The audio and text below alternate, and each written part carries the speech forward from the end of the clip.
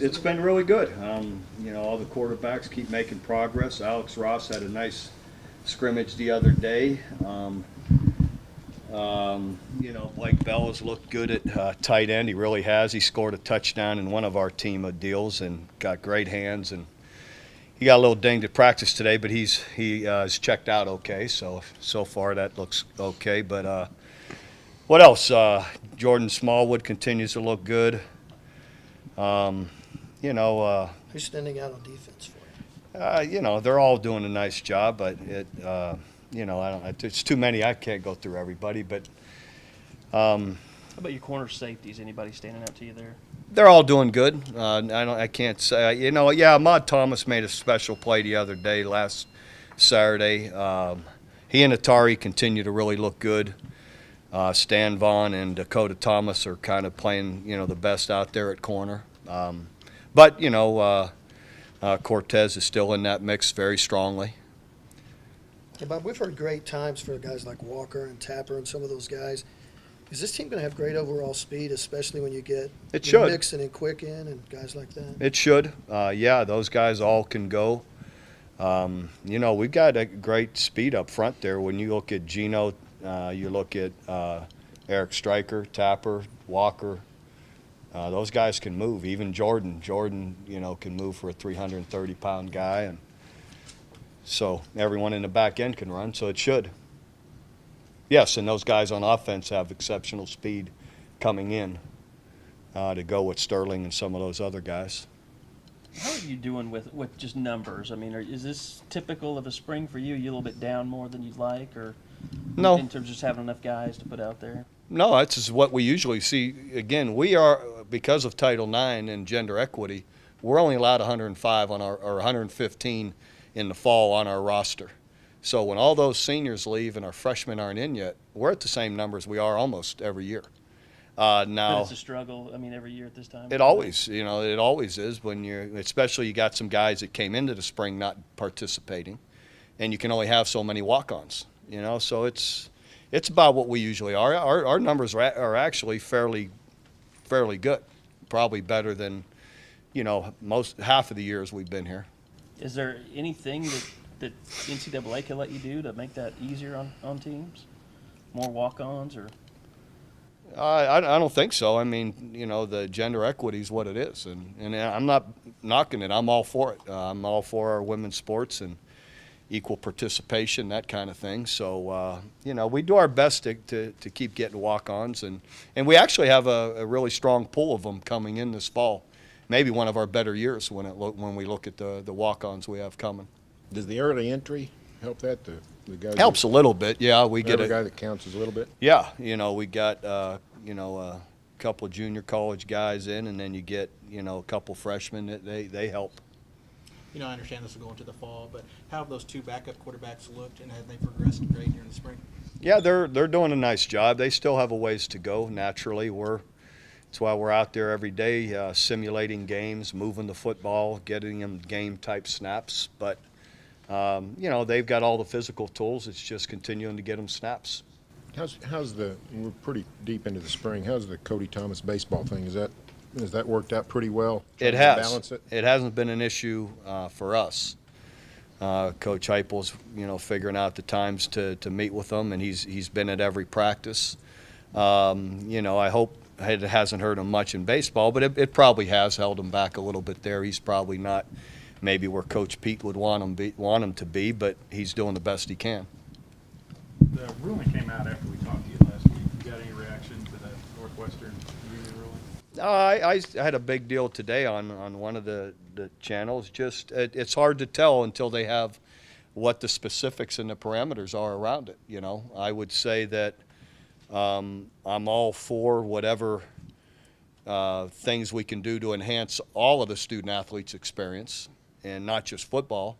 I'm always careful because I believe in the broad scope of college and all the participants, all the athletic teams.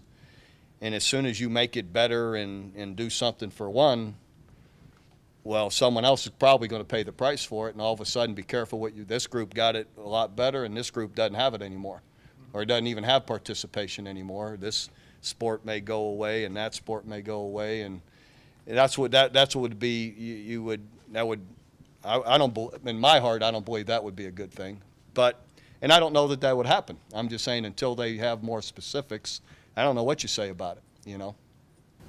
One of their big issues, Bob, was being taken care of medically, but I've never heard, at least around here, of guys not being taken care of medically. Yeah, I don't know where that comes from. We always, you know, take care of all our players. Yeah, you do use family insurance first, and whatever it doesn't cover, it's my understanding we cover all of the, you know, Post-operative? any you know, anything that the insurance doesn't cover is covered through us.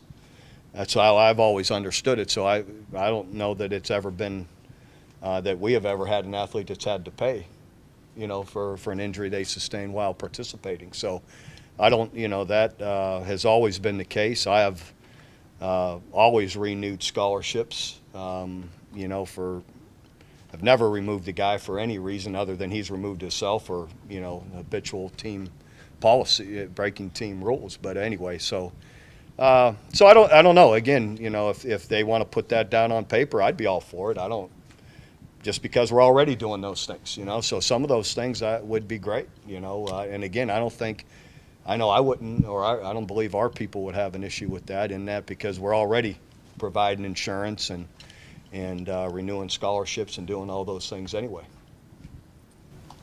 Bob, the way you played at Alabama, just sort of the attitude you played with, and some of that was evident in Stillwater and even Manhattan, I think, but particularly in New Orleans.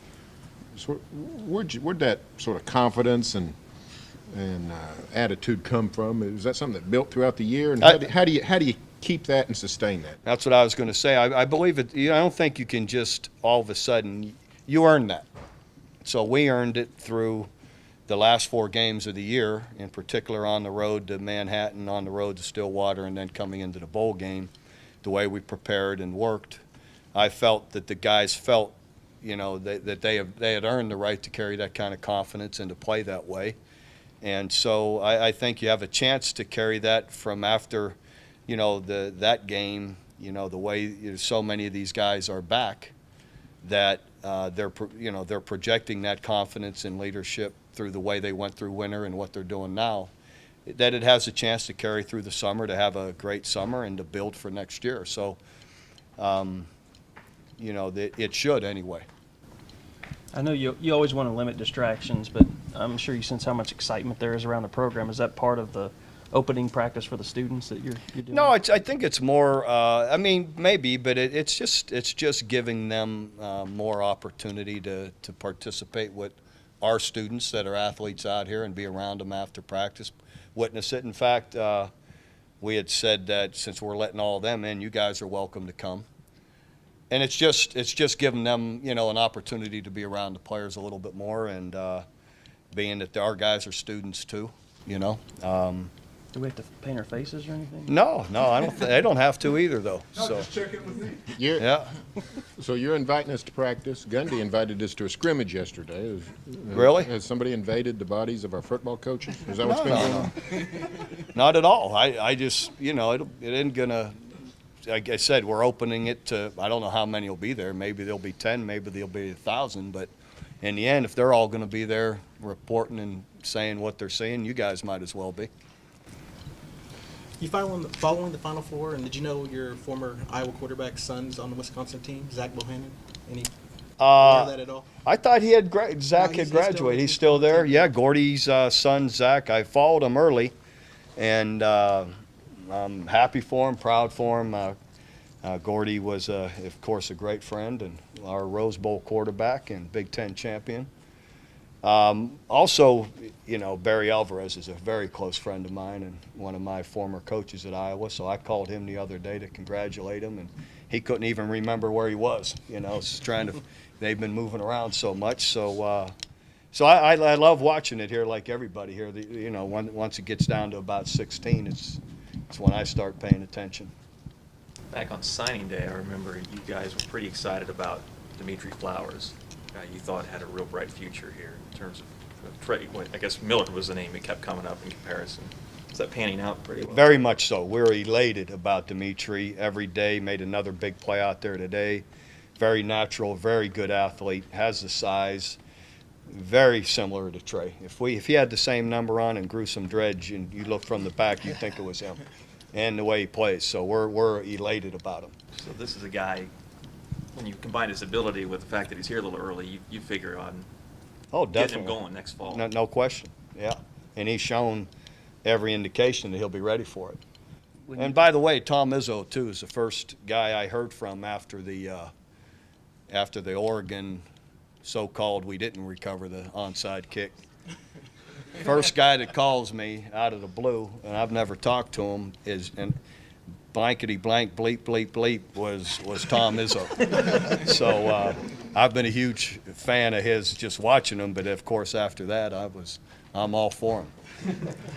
Well, your old school Florida's in. Yeah, Billy's Mark- awesome. Mark So, School's in. Yeah. Is your mantra just, hey, everybody beat Connecticut?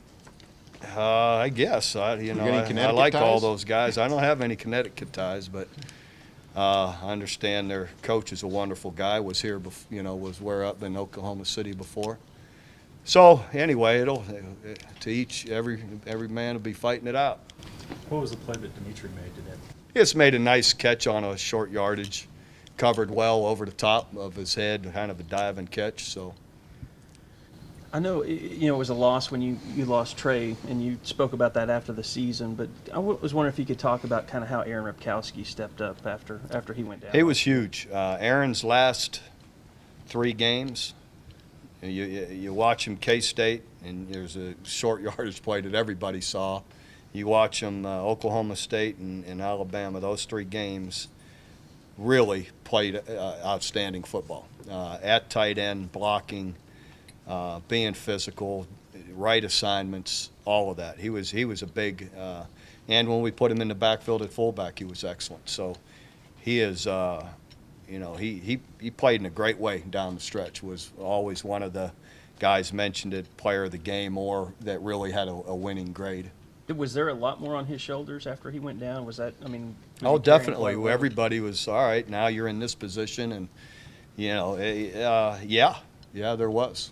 Bob, does he block so well that he'll still have to be involved in the tight end game some, even though you have more? Yeah, tight ends because on the he's so roster? good at it. So he'll continue to do both. Did you like the April Fool's joke sent out by the Oh, OU I didn't football pay, Twitter I deal didn't pay much attention to it. That's about Blake not a going big back to deal to me. quarterback? Seemed a little. I thought it was a little insensitive to Blake. Blake was all right with it. They asked him. So he said, yeah, go ahead. Wasn't my idea, but they said they checked with Blake. He said he didn't care, so I don't know why anyone else would. Listen, he's taken to tight end as natural as could be, and he looks really good right there right now for as little as he's been there. And Mike- looks the part when he's running down the middle too. Mike told us last week that you're seeing a lot more tight ends. You're going against a lot more tight ends, and you think all of football's just moving back that way? Maybe to a degree, but I think a little bit of it is the way we play in our 50. That those edges get a little exposed if you don't. So that's how so teams countering you? that's where teams then against us sometimes might play 'em more than they do against other people. So now the chess match is how you react to. Well, we don't tight mind ends. that. You got a tight end in there now instead of a 4-3 receiver. Sometimes you'll take that trade, sometimes you won't, but depending on who the tight end is. Is it fair to evaluate your offensive line right now at this point with No. so many guys Yeah, out? you really can't, The guys that have, played a lot are good, but, the other guys are getting better. Derek Forniak's really making good progress, and Sam Grant, they're not there yet, but they get better every day, and which is what you expect. They're good kids, work hard, and so they're doing a nice job. Ty Darlington is doing a nice job in there at center. So I'm doing a feature on Deontay Savage and just his perseverance just to get through high school and then go through different junior colleges. Talk a little bit about the work he's doing on and off the field. yeah, Deontay's been a really a great kid here, and how he's his attitude every day, the way he works, and stepped up in a huge moment to start and play the whole game against Alabama in the Sugar Bowl and to play the way he did. So he'll be, he's a guy that we really want to, hopefully earn a starting job next year and be a guy for us. But he's sure has worked for it. With Eichert moving on, he stepped up on the offensive line leadership-wise. Kind of made. Darrell Williams has been the biggest leader. He really showed up through the winter in all our drills, was very vocal, loud, players taking to him, and continues to do that out there. All right, gang. Bob, thanks. All right. Thanks, Steve.